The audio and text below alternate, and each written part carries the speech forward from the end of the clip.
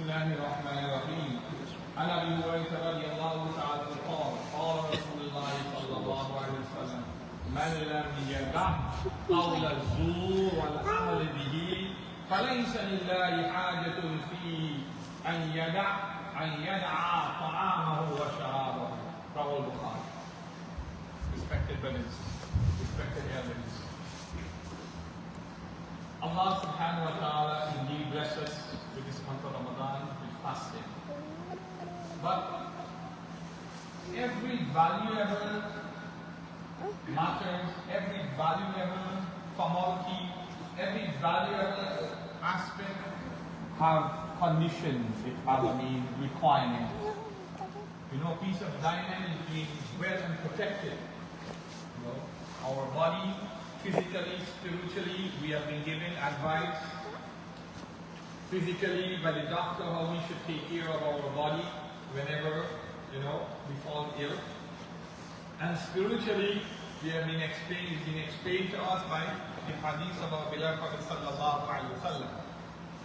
Likewise, this fasting, my dear respected brothers and sisters, this fasting also, we are fasting, and it's very important because why? In other hadith we find in regard to the fazila that Allah subhanahu wa ta'ala used the angels to give reward for other amal, but for fasting, Allah subhanahu wa ta'ala had mentioned, Ana ajizila, I am the one who will give you this reward.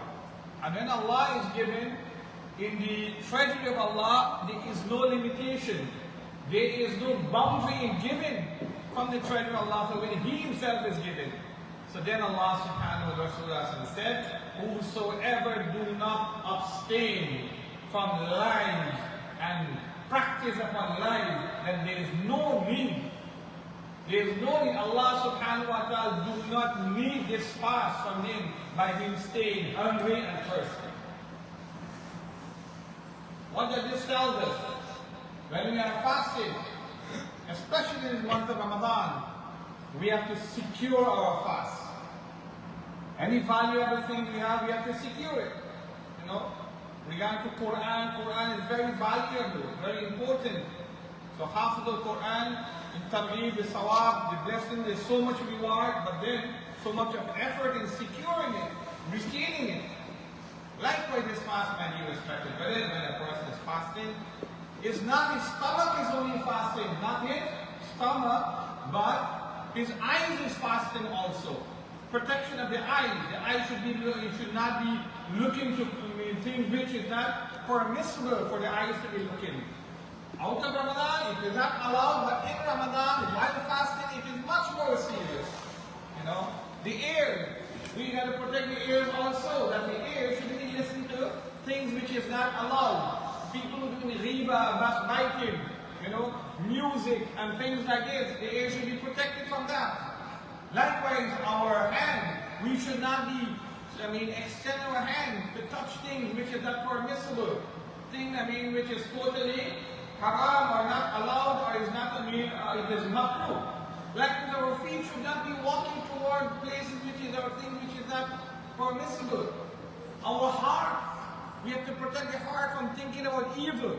The heart should be protected, that we should not be thinking evil about anyone. Evil about the main things which is not allowed. You know, jealousy, malice, grudge, and all these things. So every limb of the body is fasting.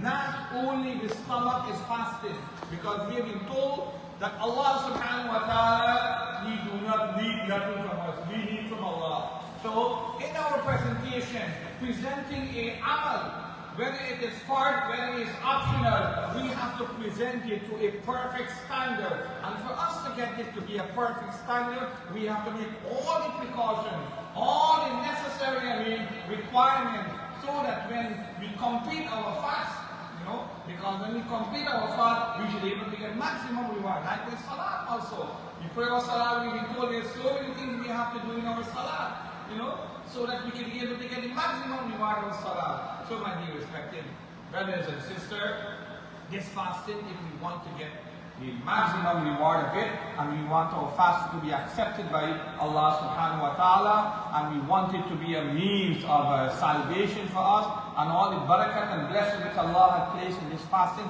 then we have to protect our fast. So may Allah subhanahu wa ta'ala give us the right understanding of this hadith of the Nabi Kareem sallallahu alayhi wa sallam, and let us practice upon it, and as much as we can, we should avoid even minor sin.